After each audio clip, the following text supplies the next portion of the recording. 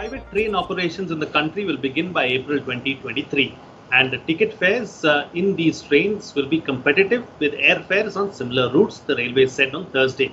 Addressing a press conference online, Railway Board Chairman V.K. Yadav said that the private players in passenger train operations will mean a quantum jump in technology and coaches that run at higher speeds. His statement came a day after the railways formally kick-started its plans to allow private entities to operate passenger trains in its network by inviting requests for qualifications for participation on 109 routes through 151 modern trains. Joining me on the program today are Rajiv Mishra, former General Manager, Northeastern Railways; Shailesh Pathak, Co-Chairman, Picky Committee on Transport Infrastructure and CEO, L&T Infra; and K. Badrinath, Senior Journalist. Thank you to all my guests for joining me on this edition of The Big Picture.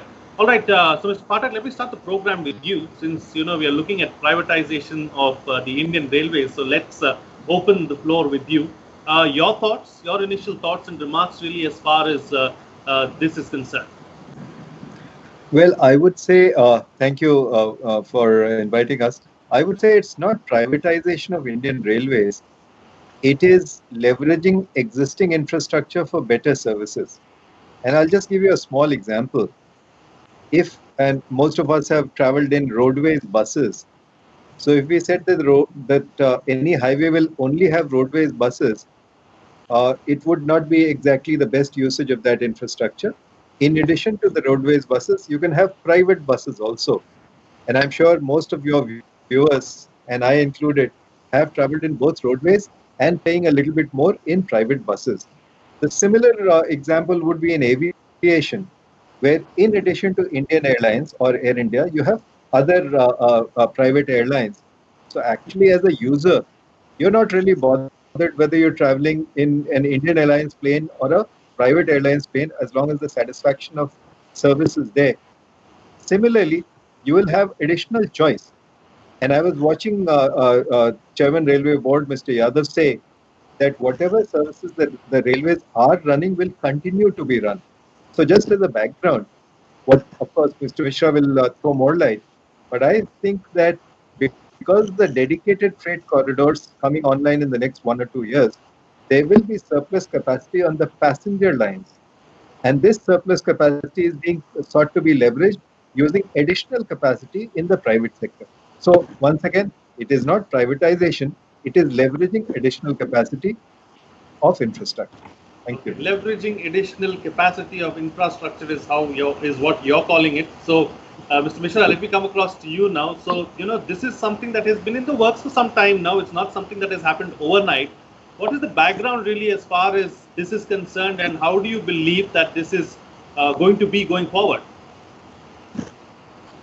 Thank you, Frank, for having me on the discussion. And as Mr. Pathak pointed out, that this is not about privatization of the railways as such. Indian Railways is a very big organization, as all of you know, and we run about 12,500 trains every day, of which about 2,800 trains are mail express trains. So when we are allowing the participants, private participants, to operate about 150 odd trains on certain about 100 odd routes, I don't think it's such a big issue. And as regards history, I would suggest that as you know that across the world, if you see on all continents, be it the USA or Canada or France or Japan, you will find that railways have gone in for privatization in a big way, and they have a very good track record. There are very few accidents, especially on the Japanese railways. And I see no reason as to why we should not go in for this kind of exercise. Now, as regards, as you pointed out, that what is the background of this privatization? Not the privatization, actually the invitation of private partners to participate in the passenger business. I would say that even if you look at the scenario in India, and if you see in the sectors across, you will find that the ports have private players, The roadways have private players, as Mr. Patak pointed out. The airlines have private players, and there is no reason why Indian Railways should also not invite private players. Now, railways have gone in for corporatization in a big way in the past few decades, and I would like to inform you that we have about a dozen public sector units which are working, and about half a dozen of them are already listed on the stock exchange, and they are doing pretty well. Talk about the private public partnership, which was the model which came up about a decade ago. I would like to inform you that we already have two factories, namely one at Marhora for manufacturing of diesel locomotives, of which I happen to be the chief administrative officer in 2012, and the other one at Madhepura for making high speed, high horsepower electric locomotives, and they are world class locomotives. So we have already gone in for a PPP model for developing our rolling stock factories. And the other examples I would like to give you is about the metro railways or the Konkan Railway Corporation, in which there is a lot of investment from the state governments. And recently, all of you know that IRCTC, which is one of the public sector units of Indian Railways, and which has been doing a very good job, and it is a listed company. Uh, it has run Tejas Express, and it was quite popular. So I would say that privatization is not new to the Indian Railways. We have been outsourcing our activities, which are non-core activities, to other private players. So this is one step in the right direction, I would say. Okay, what has our experience been really as far as outsourcing the work to private players? I'll come to you a little later on in the program to get an answer from you on that as well, Mr. Mishra. But let me bring in Mr. Badrinath into the picture now. Hey, Badrinath, so how feasible is this plan, do you think, going forward? Because, at the end of the day, when the private players come in, it's all about the revenue and it's all about profits. Two things. Privatization as such in railways is not very new as such. I was just reading of the history of Indian Railways. In 1853, the first private train has started up from Boribandar in Bombay. 1853 at pre-British time. And in 2 weeks, it carried over 22,000 passengers.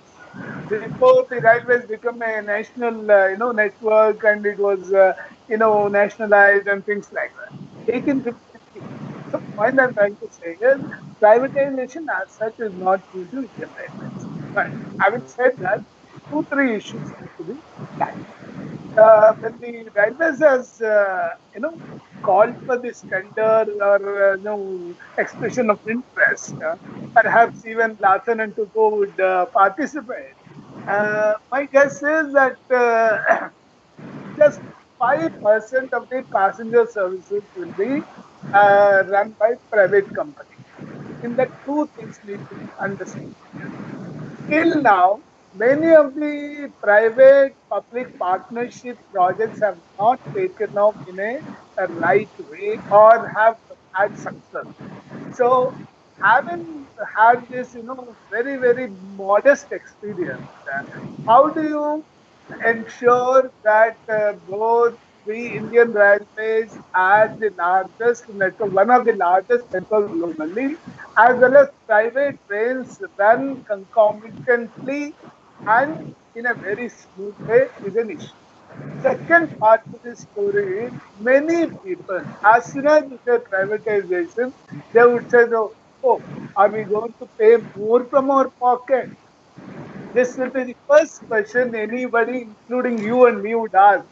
Am I going to pay more to travel from Delhi to Bombay? If it has to be on par with airlines, I jolly well take an airline and go in 1 hour. So, are we going to be competitive? Third part is if private companies are getting into, passenger services, then who is going to regulate?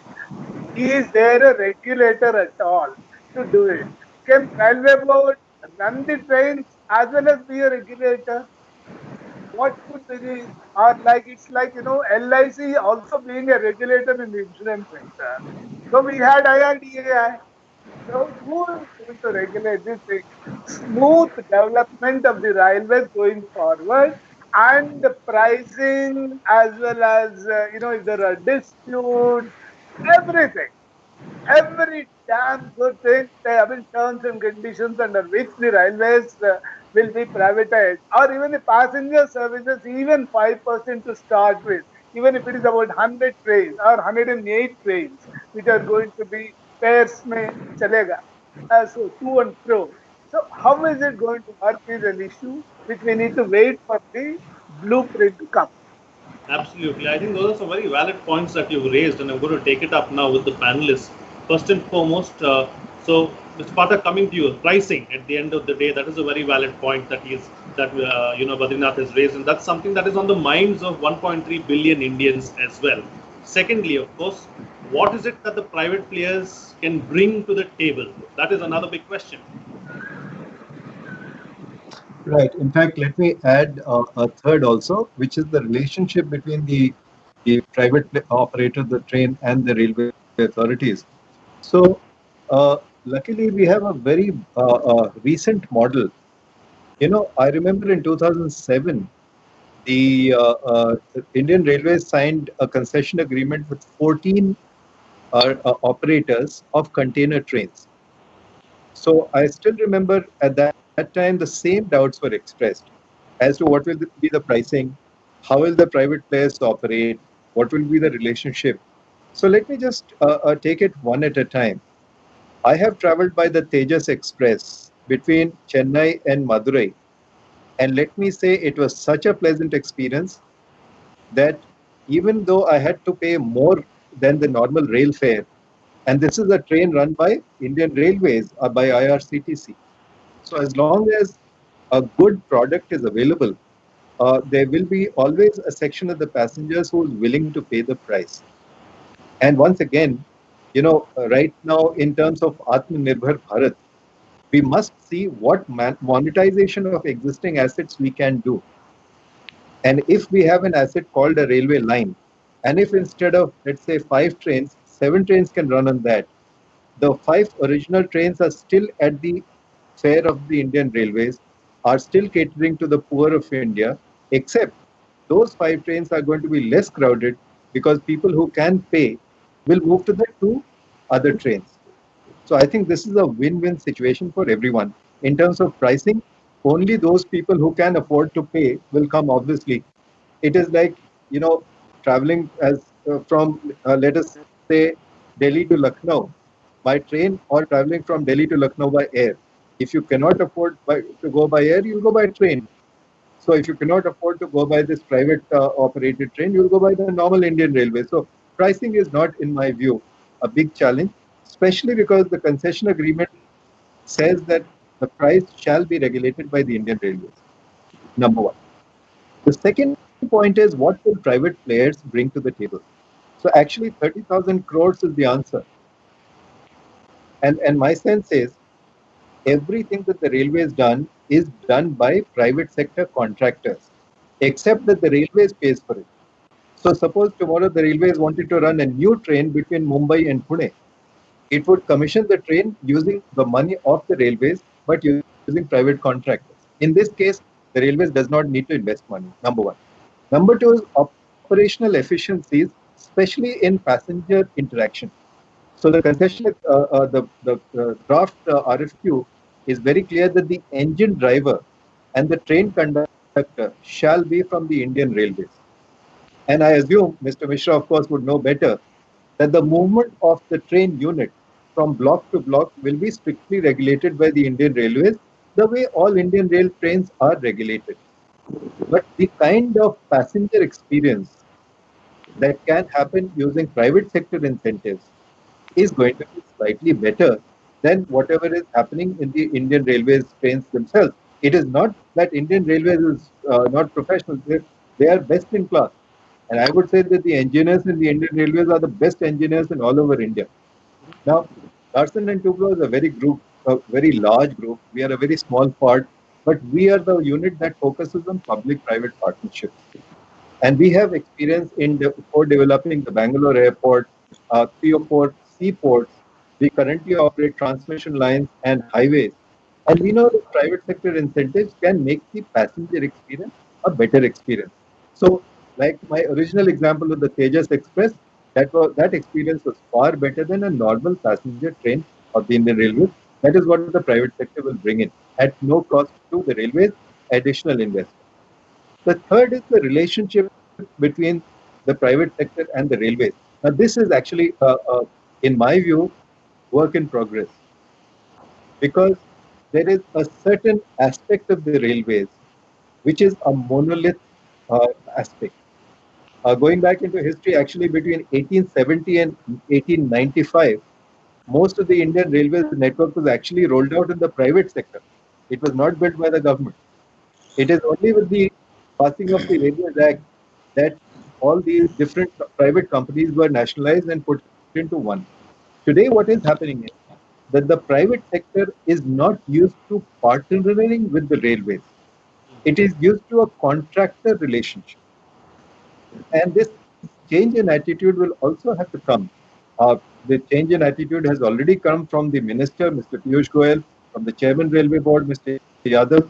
But it will also have to come at every single level. Otherwise, that might be a risk.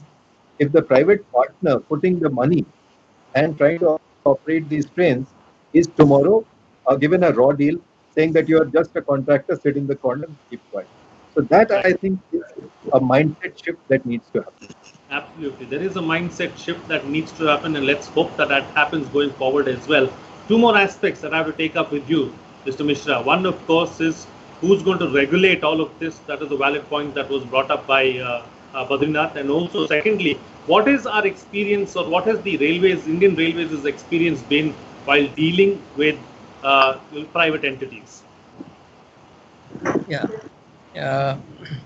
I think that one of the biggest challenges that we are going to face now is that at present Indian Railways is a policy making body as well as operating trains. And now with private players coming in, it will also become one of the competitors. So who will decide about the tariffs? Who will decide about what paths the trains have to run in, and which trains are to be given precedence over others? There has to be some kind of a regulator. And as you know that there is already a proposal which has been approved by the cabinet regarding setting up of a railway development authority. And this was done in 2017, but unfortunately the authority has not come into effect so far. But surely before 2023, when these private participants start coming into passenger business, definitely the railway board will have to appoint the authority to regulate the whole thing, because a level playing field is to be provided between the private players and the railways, as Mr. Badrinath already pointed out. Now, the second issue that you talked about was, excuse me, can you just repeat that? No, what experience have we had really as Yeah. far as the private sector is concerned? Yeah. So, you see, Indian Railways came into existence in the year 1951, when the entire gamut of private railways were nationalized. And thereafter, it has been working under Ministry of Railways, and there are already 17 zones. Now, initially, all the construction activity was done departmentally, and you will be knowing that in the year 2000, in the year 1980, roughly, we had 17 lakh staff. Then it was decided that there is no point doing the construction activity ourselves, and it was outsourced and it was given to the contractors. And this is how the private players came into picture. And I am sure that the construction organization of Indian Railways have done quite well. And in fact, even organizations like IRCON, Indian Railway Construction Company, or RVNL, that is Rail Vikas Nigam Limited, which are into doubling of tracks, gauge conversions, electrification of tracks, etc. are heavily dependent on private sector in the form of contracts given out to them. And big players like L&T have been setting up factories for us as well as laying tracks for us. So our experience has been quite good with the private sector as such. The latest example being that of the dedicated freight corridor, which is a about 3,300-kilometer track being laid by Indian Railways. Uh, but there is a organization of railways which is monitoring the project, but the entire thing is being done by the private players. And similarly, the metro railways were set up by private players. So we have a good experience of private, and I have nothing against them as such. And in any case, something which cannot be done by the railways themselves, a government organization. We are not in the business of making a stock. Uh, uh, laying down tracks and all. We are in the business of running trains, and therefore, if some private comes in, factories something, as in this case, I am told that 30,000 crores rupees will come in the form of foreign investment. It's a welcome thing. And mind it that once factories are set up, train sets or coaches, the new technology, latest technology globally will come in and manufacture them in India. Therefore, it Right. will also lead to employment generation, and there will be increased competition. It will give better choices to the traveling public. And I am sure that with those that kind of competition coming in, it will also improve the efficiency of the existing system of the railways. So Okay. I say welcome. Okay. All right. So, hey, Badrinath, going forward, do you see any problems arising really as far as the private trains are concerned, and also those run by the Indian Railways? And how do you believe that we can address some of the challenges going forward? See, the public-private partnership projects that were announced in the last I mean, at least in 8, 10 years, have not taken off really well. Number one, as partners, the private companies and railways have not worked very well. Second is on an execution basis, like being a contractor to railways, doing it on time. Perhaps there have been good stories, there have been bad stories. But running services together is a new story altogether. And lapped up with a lot of challenges and things like that. Third part is the biggest fight will be that who will get the best of the routes, like airline routes, like your train routes. Who will get the best of the routes? Will be the biggest issue. Obviously, the private sector is not going to run those maybe somewhere into Champaranya in Bihar or Jharkhand or Chhattisgarh. They would want a route permit for Bombay and Delhi, or maybe to Calcutta and Madras. So, what I'm trying to say is then second part is how will the revenues, be impacted perhaps for Indian Railways, and how will the private companies run their trains profitably if tariff is not to be freed by the Indian Railways. And third part is if you are going to charge more, as I said earlier, you jolly well go by a flight. Why should I wait for about 24 hours to reach Bombay? I don't need to. I would go in 1 hour to Bombay from here, or 2 hours. Why should it? The point I'm trying to say is there are several issues where our experience in running services with the private sector have also been very tough in terms of airlines or air services.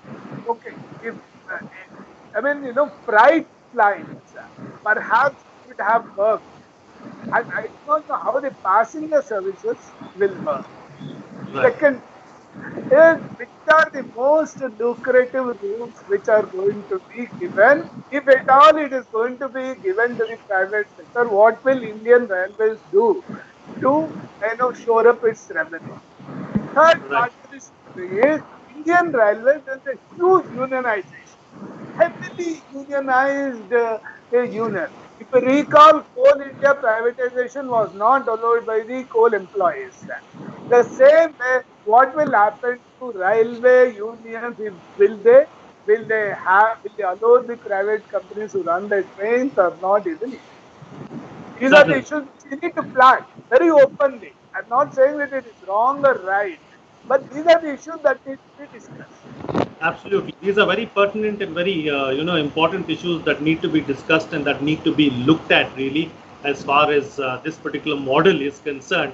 Okay, time now to get quick closing comments from all my guests. I've got 3 minutes left on the program, so I'm going to ask you to be brief with 1 minute each per panelist. Please, the best way forward, starting first with you, Mr. Pathak. So, if it is an ideological battle, there's nothing that the private sector can contribute. But there is an ideology which tried to stop the giving out of Delhi and Mumbai airports on PPP. And I still remember in 2006, the Airport Authority of India unions protesting outside airports. But thank God that the government went ahead. And today, the quality of the airports, both of them, I'm sure most of you have traveled, are much better.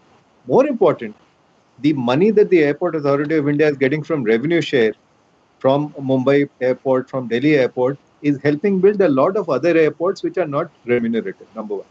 Number two, there will always be profitable routes and not profitable routes, which is why there are 12 clusters and one bidder can have a maximum of 3 clusters. So you're automatically incentivizing people to decide where they want to bid. And look, it's a market. You will bid the best, may the best bidder win. The third point is this public-private partnership experience. It is not a partnership. It is actually private participation in infrastructure. There is a contract called the concession agreement. It is not like a partnership deed or people start comparing husband and wife. This is private participation in infrastructure where the private partner is putting in money and taking the risk. Right. We have to, concludingly, my last comment is, we have to prepare for the future. In 1969, the Chairman Railway Board at that time said, there is no need for the Rajdhani Express because India is a poor country and we should not have air-conditioned trains. If we bought his logic today, we would not have had the Shatabdis, not the Rajdhanis, not the Tejas. So we must prepare for the next 10, 20 years. And this is a good way for the Indian Railways to get its own revenue up so that it can cater to the poorer passengers in Champaran better. Thank you. Okay, Badrinath, close the show for us with your concluding remarks. Okay.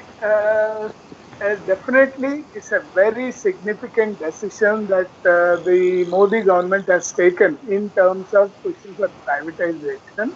And I think there needs to be very carefully decided as to which clusters are being offered. I think there should be a mix of clusters and not just revenue earning clusters. And third part is regulation and development. What will happen if there is dispute?